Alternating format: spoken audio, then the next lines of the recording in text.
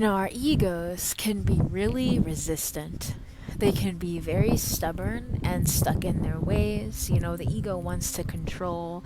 The ego wants to have its way. The we go, the ego, we go, right?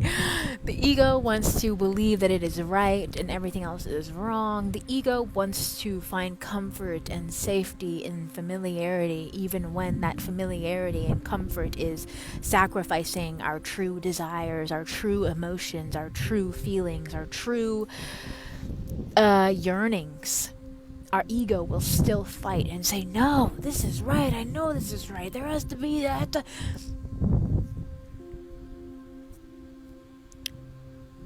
And this brings up such resistance, right? Such resistance to the truth of who we really are.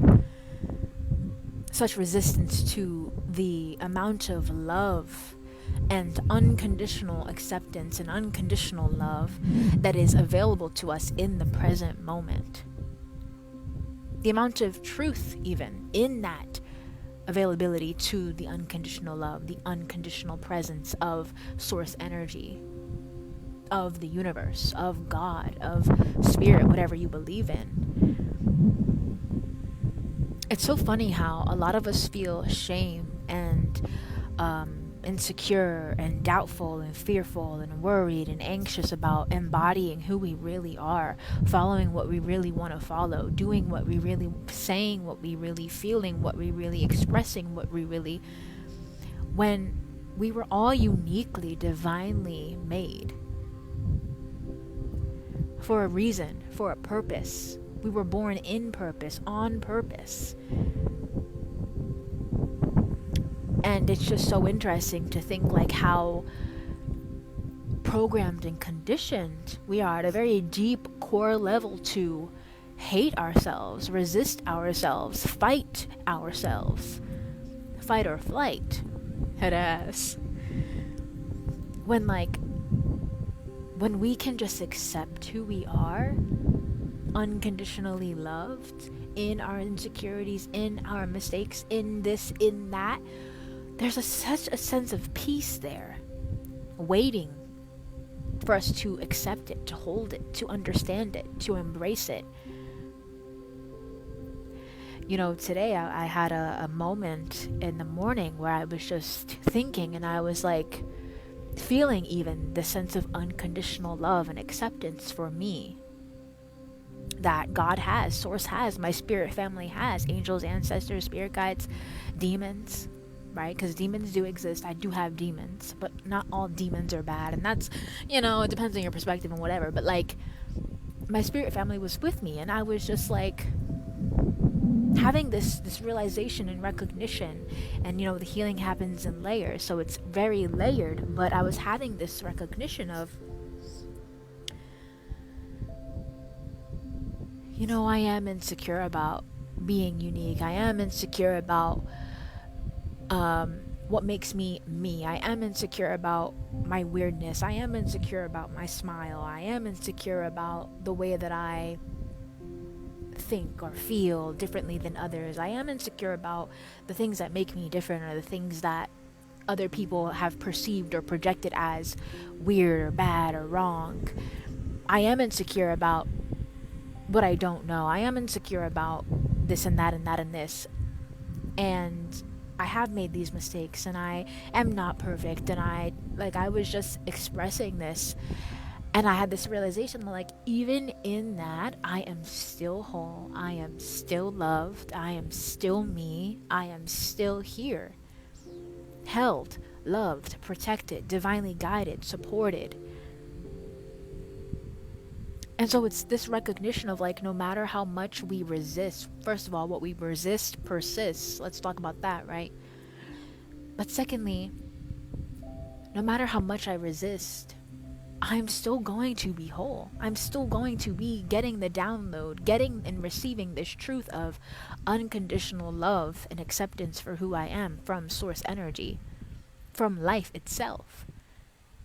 So no matter how much my ego tries to fight, oh, well, this is why I'm not worthy, this is why I don't deserve, this is why I should be afraid, this is why I should be fearful, this is why I should be anxious, God's still okay, and Yeah, you feel all those things. Yeah, you have all those emotions. Yeah, you did those things. Yeah, you made those mistakes. Yeah, you're imperfect. Yeah, you have insecurities. Okay, and we still love you. We still got you. We still chose you. You're still here. This is still your purpose. You're still doing it. We still want you to be you. We still. And it's like, what? What do you mean? It's so different and weird because it's like, but then there's a sense, like I said, of peace in that and satisfaction and contentment. And you don't have that feeling when you're in resistance, when we're in resistance, when I'm in resistance to my light, to my power, to my love, to my true energy and essence. Because before anything, we are energy, we are spirits, we are souls. This is just a vessel that I can operate out of and carry out human tasks and experiences and feelings and emotions and whatever else as a human. But like, we're pure energy. And it's in that recognition of the purity of our energy, but also that we are pure energy, where we can really reclaim a sense of the present moment, what is available to us, and the options that we truly have. That's why everything's a matter of consciousness, of perspective, of mindset, of feeling, of thinking, of believing. Because those thoughts and those beliefs and those feelings that you're feeding instead of releasing, or holding on to instead of letting go, is where we can get caught up. But it's in the opening and the vulnerability of where we feel like we are not whole in our emotions and our thoughts, and expressing that we can come back to truth, to clarity, and to source. And that's the whole process, right? That's the process of connecting to source, connecting to God. Everything that happens in our life is for us to reach and tap into our divine potential, to realize it, to actualize it, to see it, to feel it, to get to know it, to step into it, to fulfill it.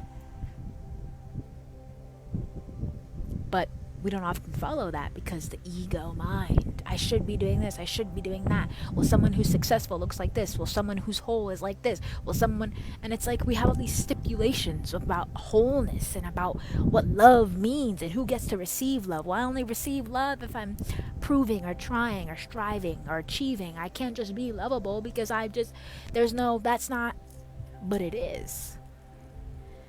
And that's where God will break us down, humble us before life, to get us to rearrange our minds, rearrange how we think, how we feel. And that is truly rewarding, because it becomes less about, I need to have this house, I wanted to say house and car at the same time. I need to have this house and this car and this money and this person and this jewelry and this clothes and this glasses and this hairstyle and this and this and this and this partner and this, all these things, and then I'll be happy. No, you won't, because you're searching for a feeling, not a thing. So what is the feeling you're searching for? Emotional fulfillment, emotional satisfaction, emotional peace. You don't get that from objects or items or people, right? They add to it, but it really comes from here and here. Because you, me, we are reflections of here, of this universe. Expansive, big, large. If you look at the sky, all of that is inside of us. That expansive nature, that